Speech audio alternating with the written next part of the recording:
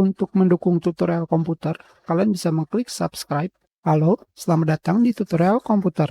Tutorial kali ini mengenai cara melakukan restore dan backup pengaturan ekspor Kdenlive. Di sini, ini adalah lokasi di mana file ekspor untuk Kdenlive. Kalian pergi ke lokalis C, user, akun kalian, app data, lokal, Kdenlive. Kalian tinggal melakukan backup folder ekspor. Sekarang di sini kita masukkan ke lokalis C, akun kalian, app data.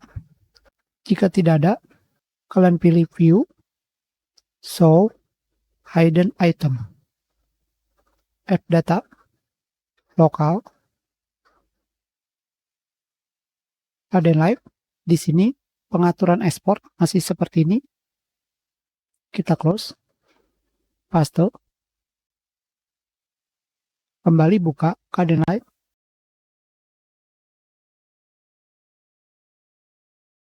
Sekarang kita sudah melakukan restore pengaturan ekspor di Kdenlive.